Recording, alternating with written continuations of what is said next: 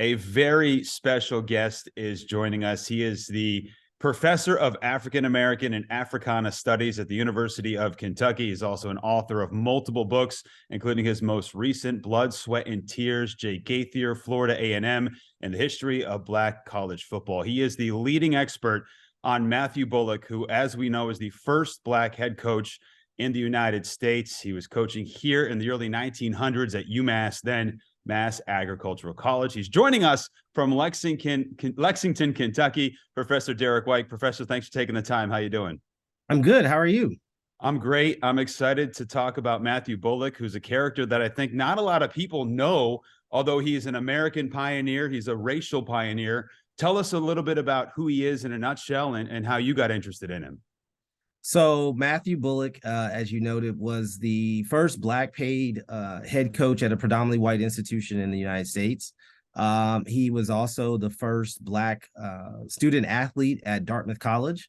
And he had lived this kind of really, I think, amazing life. He lived until he was in his early 90s. I think he died in like 1972 or 1973. And one of the things that he was, he's in World War I.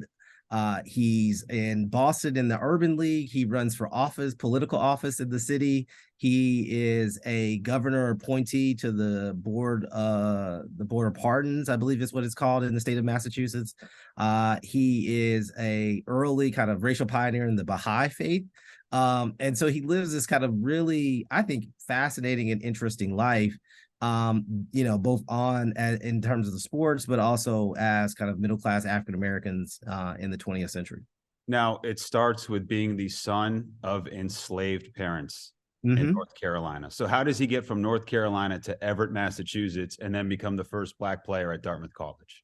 So his parents, under threat of racial attack, actually moved to Boston in the 1880s. And they initially moved to Boston, and they live in a predominantly Black neighborhood in a tenement housing for several years. He attends college at that in Boston, and his father and mother are kind of working and scrapping together. He has like 8 or 9 brothers or sisters. It's a huge family, and they ultimately save enough to move to Everett, Massachusetts. And it's at Everett where he attends junior high and high school.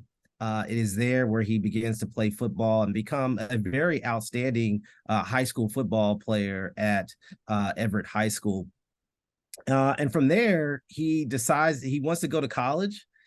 They have no money to pay for college, which is, I found, the most amazing part. And he decides to go to Dartmouth, which is a regional school, but is often quite unusual had a few African-American students, not many, maybe 8 prior to him. But he decides to go there, and he makes his way up to Hanover, New Hampshire, and is in the class of 1904, right? He arrives in 1900 and is scheduled to graduate in 1904. Then he comes to Massachusetts, which was then the Mass Agricultural College. As you noted, he was the first paid Black head coach. I think the archives have him here receiving $251.03 for that first year at UMass. He went 5-2-1. What set of circumstances in 1904 would let or even allow a young Black man to be the head coach of a football program? I mean, it starts from his time at Dartmouth that in his last 2 years, his junior and senior year at Dartmouth, he was one of the best ends, as they would call them at those days, in two-way football in the Northeast, right? He is an honorable mention All-American. He becomes very much the defining kind of player on some very successful Dartmouth teams in 1902 and 1903. And at the end of his season, after he graduates from college in 1904, he has decided to go to Harvard Law School. And he needs to figure out how he's going to pay the $150 tuition for Harvard Law. And, interesting enough, Harvard Law has a list of jobs for incoming students, like chauffeur and various kinds of other jobs that students had taken in order to pay tuition. And he decided that he had the opportunity to be a football coach. And part of this is in part because Massachusetts Agricultural College, or MAC as it's called in those days, was an extremely small school that had growing kind of athletic ambitions. And so they had basically had several Dartmouth volunteer coaches before Matt Bullock, and they decided that they wanted to hire him. He was looking for a job. They were looking for a coach. It was a match that was perfectly made out. And he really turned them around. In those early documents in the student newspapers and in the student government documents, they are very excited about the work that Matt Bullock did for their program. You think this is, you go back to the timeline, this is 40 plus years before Jackie Robinson broke the color barrier in Major League Baseball. And I think we've all heard and read the stories of what he went through as a pioneer player for the then Brooklyn Dodgers. What, or were there any documented incidents of things that, you know, Matthew Bullock had to overcome when it came to being the black man on the football field and playing on the road? Yeah, I mean, probably the most infamous case for Black Matt Bullock as a player happened in 1903 when Dartmouth traveled down to Princeton. Princeton at the time was generally known well into the mid 20th century as the southernmost Ivy, right? It is a school in which Woodrow Wilson at the time, who becomes the future president of the United States, was the president of Princeton. As a Southerner, they actively recruited Southerners into their institution. And it was very clear that they had no law barring Black students from entering Princeton, but it was a school that was extremely hostile. In fact, one admissions counselor reported to W.E.B. Du Bois that because of the Southern makeup of the student body, we don't think it would be a good place for Black students. And so they traveled down to Princeton in 1903. This is really the best season that Dartmouth had ever had to this point. They were undefeated. They had making this jump from kind of smaller colleges where they played schools like Mac and Williams and Amherst to now playing Harvard and Brown and Princeton on a much regular basis. And so this is an important kind of shift in the school's identity in terms of where it fits. That has a legacy well into the 20th century. You know, one of the things that I always like to let people know that Dartmouth is in the Ivy League, but it is much closer in terms of size to Williams or Amherst as a small liberal arts college. And so it functions very differently than some of the other schools in what is now the Ivy League. But in 1903, Matt Bullock heads down to Princeton, and the Dartmouth football team heads down there. And Princeton decides that the best way to stop this upstart Dartmouth team is to try to purposely injure Matt Bullock. And they separate his shoulder on what is the first play. They call him several racial epithets. This is reported in the newspaper at the time. And Princeton goes on to win the game after injuring Matt Bullock. And then to add insult to injury, the team could not stay at the Princeton Inn that night before they returned, right? And so the Princeton Inn was not officially affiliated with the school, but it reinforced the kind of school policies to kind of segregation. And so this is probably the most famous example or infamous example of Matt Bullock facing this kind of racial hostility. As coach of Massachusetts Agricultural College, or UMass, it's not really clear that they face any kind of issues, in part because the coaches are not quite the same as they are in the 20th century. Most of the work that coaches did were helping the team captain prepare for the week. They didn't call plays. They didn't stand on the sideline often. It was much more of preparing the team captain to kind of organize the team during the week so that they could be successful on the weekends. And they play until, because Bullock had basically just graduated, they played a pretty similar schedule. Williams, Amherst, and similar schools that had already faced Black players. Did I see an Oberlin in there too in one of your previous conversations? So certainly the game of college football has changed significantly. When I was reading this archive from the student newspaper saying that he was in the 369th Infantry of the American Expeditionary Forces, I'm assuming that was around World War I. He went overseas, correct? Yeah, so he wasn't technically in the military, right? He basically, when World War I breaks out, he volunteers. This is after, I think an important part is that after he graduates from Harvard Law, he attempts to become a working lawyer in Oklahoma as the state of Oklahoma becomes, the territory of Oklahoma becomes a state. And one of the first things that Oklahoma does is introduce segregation laws, Jim Crow laws in the state of Oklahoma. And he decides that he does not want to experience that as his first job.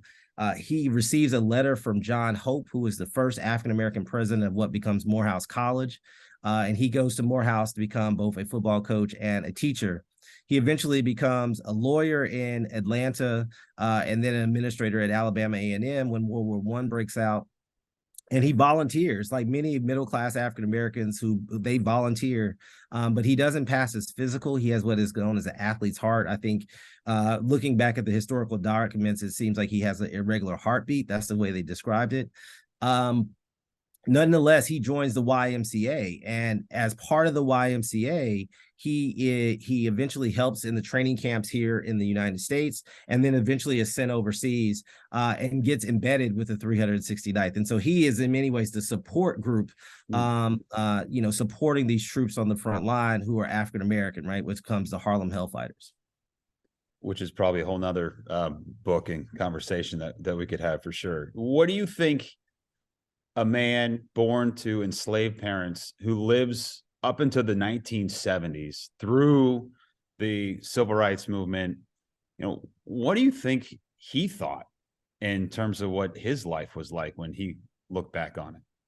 I think he felt like, Matt Bullock was not just an athletic pioneer. He was someone who was devoted to trying to make Boston in particular a much more hospitable place for African Americans. He was actively engaged in the Urban League, in the first chapter of the Urban League in Boston. He was in various organizations and fraternal organizations trying to assist African American and race relations in Boston. He gets appointed as the head of pardons for the state corrections in Massachusetts. And this is really primarily his job, but he is constantly working for improved race relations. In some ways, in the term that we use as scholars, is a race man, right? He's a person who actively tries to make not only Boston, but the United States a much more hospitable and equitable place. And I think one of the reasons we can see this in a lot of ways is that in his religious life, he grew up like many Americans as a Christian, grew up in Black Christian churches. But by the end of his life and really by the 1950s, he had joined the Baha'i faith, which had been very, very adamant about racial equality in religion. And it chose to reject some of the kind of divisions that were present in Christianity in particular. And so his active role, in fact, he becomes extremely a high spokesperson. He's traveling all over the country and all over the world on behalf of this faith. And I think that's an important part there. So I think that he looks back. There's a great interview with him in 1972 where he comes back for his for a reunion.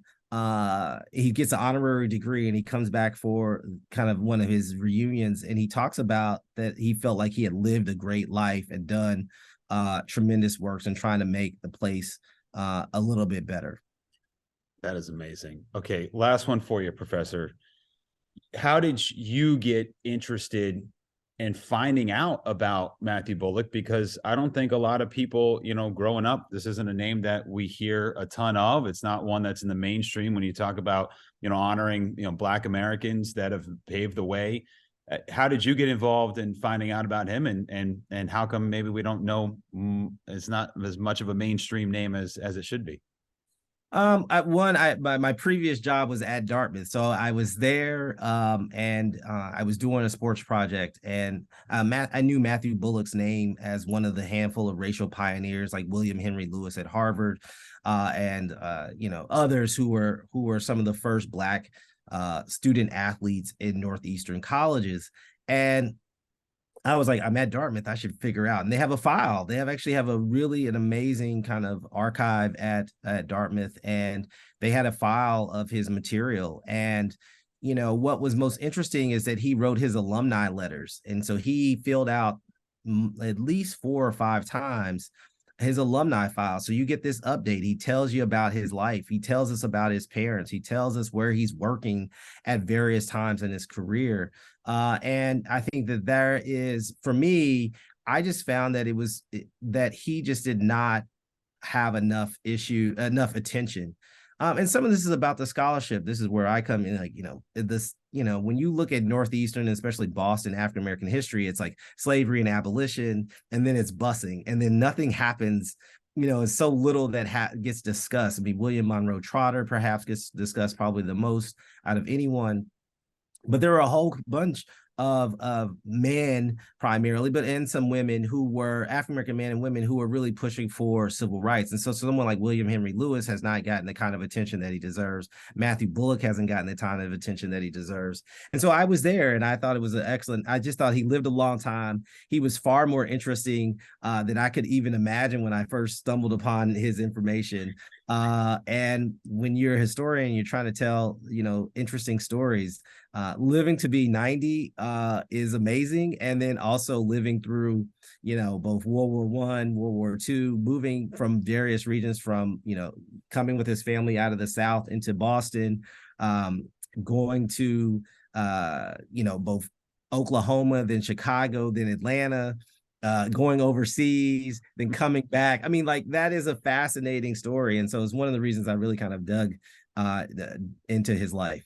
We couldn't thank you enough for taking the time. He is Professor Derrick White from the University of Kentucky. Check out his book. He's the author of Blood, Sweat, and Tears, Jay Gaither, Florida A&M, and the History of Black College Football, amongst other books that he has penned. So thank you very much, Professor, and just a fascinating story. And I hope one day you get to write the book on Matthew Bullock. Thank you.